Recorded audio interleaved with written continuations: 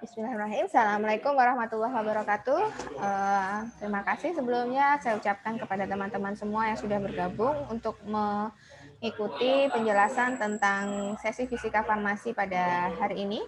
Yang akan kita bahas adalah materi tentang koloid. Ya, koloid ini pernah saya singgung pada saat kita membahas tentang sifat-sifat fisik zat, ya. Kemudian kita juga bahas tentang beberapa bentuk zat, ya, tentang dispersi zat, gitu ya. Nah, sekarang kita fokus pada pembahasan tentang koloid.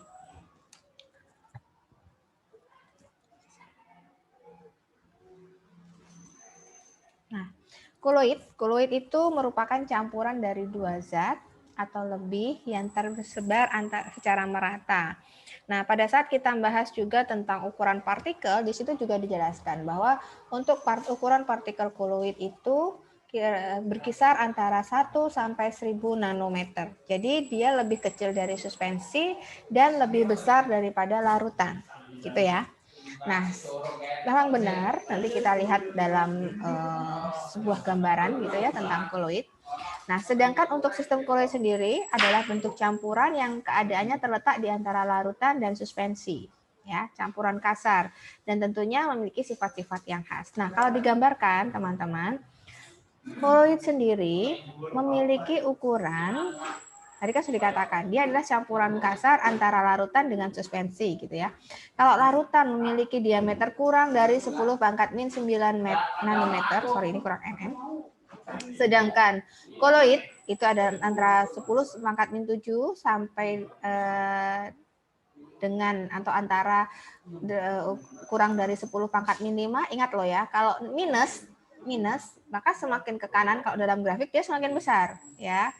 Jadi kalau semakin kecil angkanya minus 5, minus 7 sama minus 5 kan makin kecil ya, minus 5. Nah, minus 5 itu semakin besar ya. Itu kalau minus ya. Ini Budian ingatkan karena apa? Khawatirnya lupa teman-teman semua. Itu untuk ukuran koloid. Selanjutnya kita bahas tentang suspensi. Kalau suspensi diameternya lebih besar lagi, yaitu lebih dari 10 pangkat min 5 ya. Nah, itu teman-teman bedanya koloid larutan dan suspensi. Oh, maaf. Nah, kita bedakan lagi. Jadi kalau larutan adalah campuran yang homogen. Jadi benar-benar homogen dan tidak terpisahkan. Larutan, contohnya apa? Masih ingat ya? Ada larutan gula, larutan garam. Nah, jadi seolah-olah itu menyatu. Kalau campuran yang semi homogen itu yang disebut dengan koloid. Jadi dia seolah-olah benar-benar homogen, tapi ternyata masih ada partikel-partikel kecil yang tersebar di dalam campuran tersebut. Nah, sedangkan yang suspensi itu adalah campuran heterogen. Oleh karena itu kenapa pada saat didiamkan dalam waktu lama mungkin akan terjadi pemisahan, pengendapan gitu ya dan lain sebagainya. Nah, itu beda larutan, koloid dan suspensi. Nah, jenis koloid ada 3 kalau dilihat dari fase terdispersinya. Jadi jenis koloid ada 3, ada sol, fase terdispersi padat ya, emulsi, fase terdispersi cair, buih, fase terdispersi gas. Nah, jadi 3 hal ini adalah jenis-jenis koloid gitu ya. Dilihat dari fase terdispersinya. Sedangkan berdasarkan fase terdispersi dan medium pendispersinya ada 8 golongan. Ada fase terdispersi cair yang medium pendispersinya gas, kemudian ada fase terdispersi padat yang medium pendispersinya gas, ada fase terdispersi gas dengan cair. Nah, kita bahas satu-satu. Kalau cair dengan gas, ya, jadi fase terdispersi cair, medium pendispersinya gas, itu disebut dengan aerosol. Nah, kalau cair dengan gas, itu contohnya ada kabut, awan, hairspray, itu ya. Nah, kayak gitu. Kemudian itu tuh ventolin ya kan itu. Kemudian kalau padat dengan gas itu juga kita sebut aerosol, hanya saja konsistensi dari zatnya itu sedikit berbeda. Nah, itu ada asap, ada debu di udara, nah kayak gitu ya. Jadi kalau misalkan disemprotkan itu masih terasa partikel-partikelnya ya, yang dari fase terdispersi padatnya. Kemudian gas dengan cair. Nah, kalau gas dalam media pendispersi cair itu membentuk suatu buih. Nah, buih itu ada buih sabun, krim kocok, terus shaving cream yang buat nyukur itu ya itu. Kemudian kalau cair dengan cair, nah itu contohnya ada emulsi. Nah jadi ternyata aerosol, buih, emulsi itu termasuk dalam koloid ya, ingat. Kalau cair dengan cair, kita lanjutkan, cair dengan cair itu masuk emulsi. Contohnya ada susu, santan, mayonnaise, gitu ya, dan lain sebagainya. Kalau di desain farmasi coba kalian berikan contoh. Kemudian padat dengan cair ada sol emas, ada tinta, cat, pasta itu ya.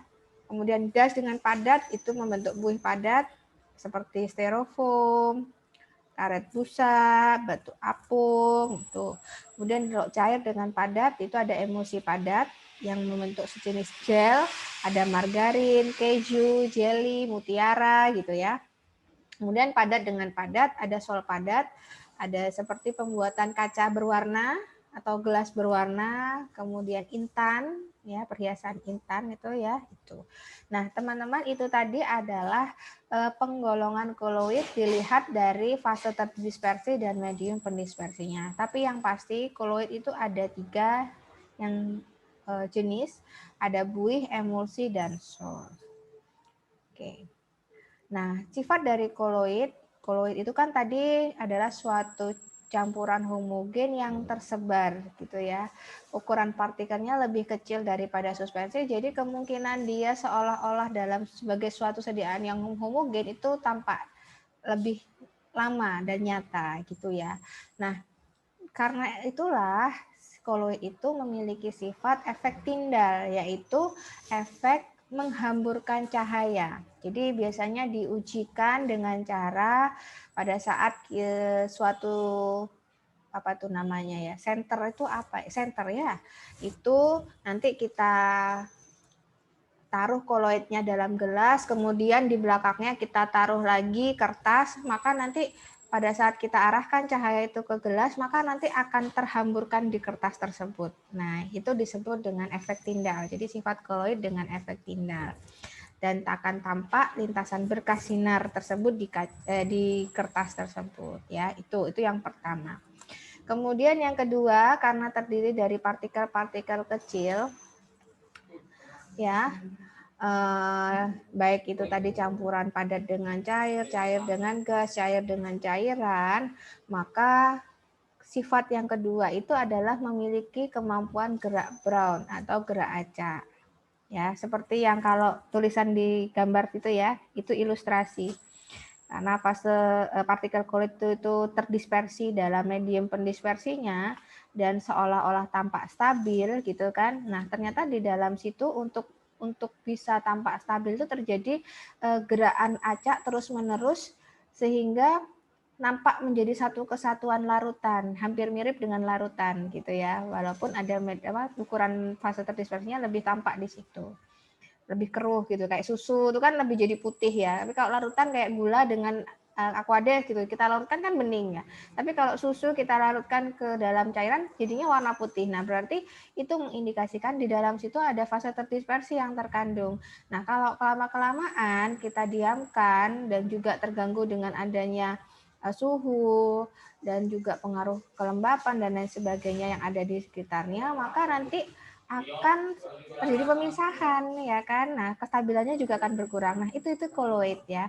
Jadi kayak susu itu seolah-olah kan dia menyatu ya dengan pelarutnya gitu ya, misalkan pakai aquades.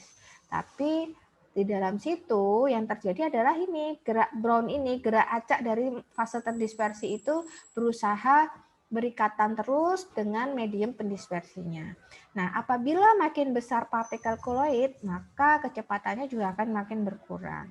Sedangkan dengan adanya pengaruh suhu, jika suhunya semakin tinggi, maka kecepatan geraknya itu juga akan semakin meningkat. Jadi akan lebih mudah bergerak dan berikatan gitu ya.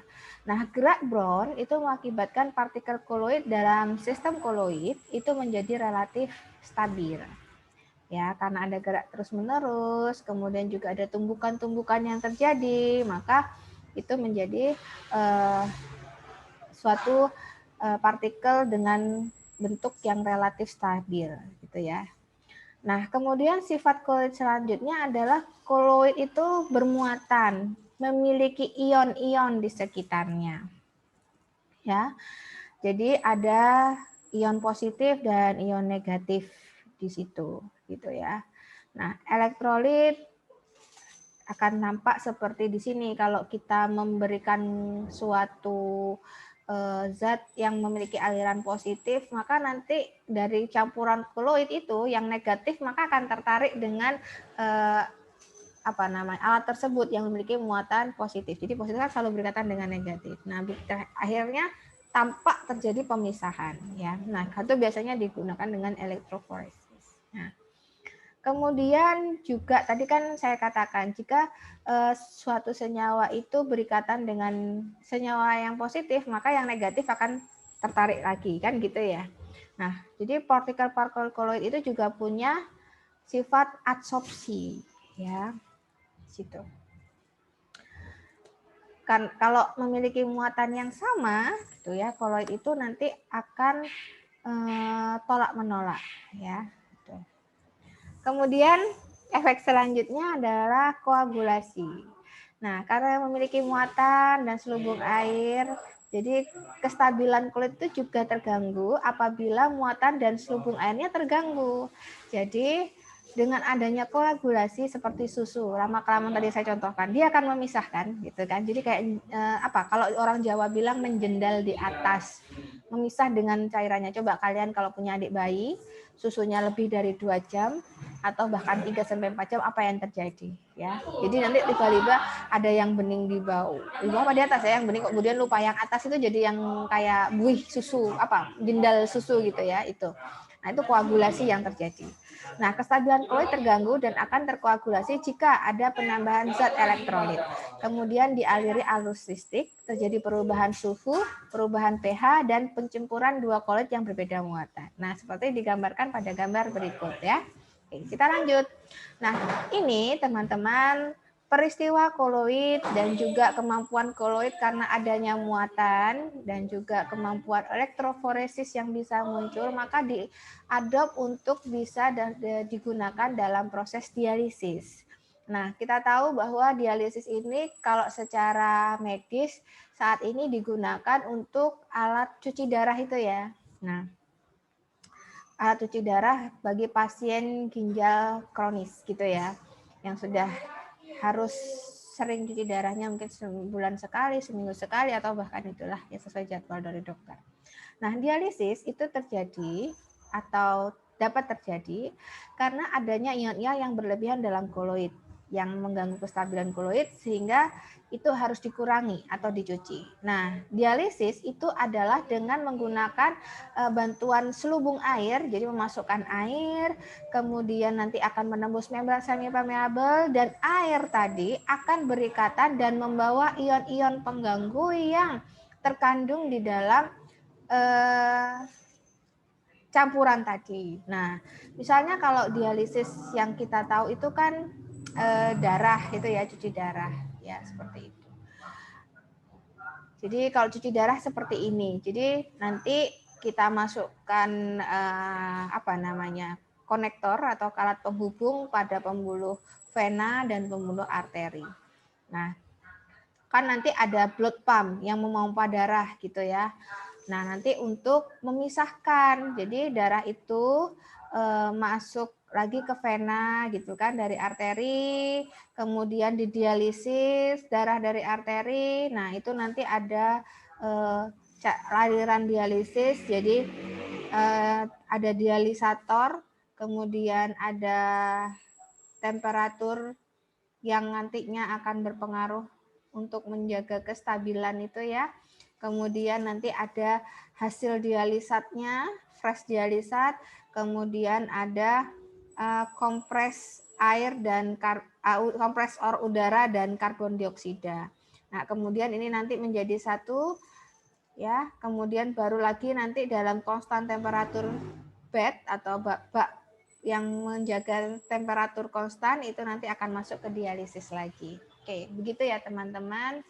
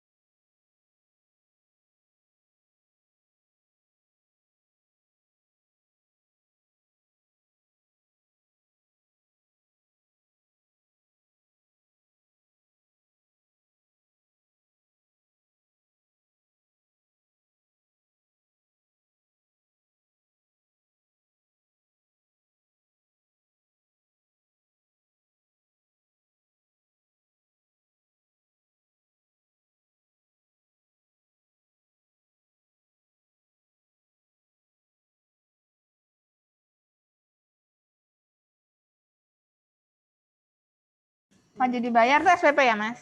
Iya, SPP sama DPP. Nah, tapi DPP ini bisa dicicil kan ya? Iya. Nah, cuman yang nggak bisa tuh yang DPP ini kan ada seragam, ada apalagi Mas, hima, ada perpus, lupa saya. Mbak berkerudung. Nah, ini Bu. Untuk perempuan berkerudung yang wajib dibayar kan total 7 juta. Nah, DPP uang pembangunan itu 7 juta, pembayaran minimal 1 juta. Ya. Oh iya, saya uji. Ya, ini ya, Mbak. SPP atau semester. Nah, ini wajib, Bu. Pembayaran minimalnya tuh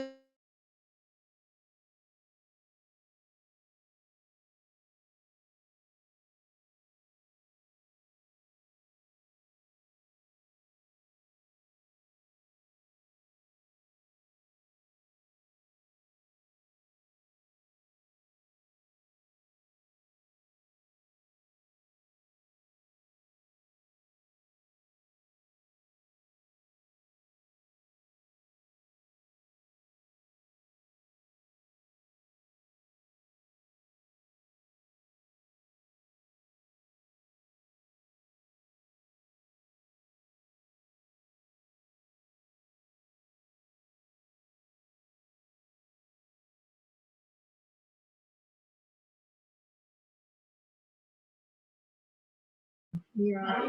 Mungkin ada yang enggak, kalau Alif jelas ini kan cuma ke untuk IP juga. Oh ya nggak apa-apa. Jadi kan Ibu gitu ya. Nanti kalau Mbaknya nanti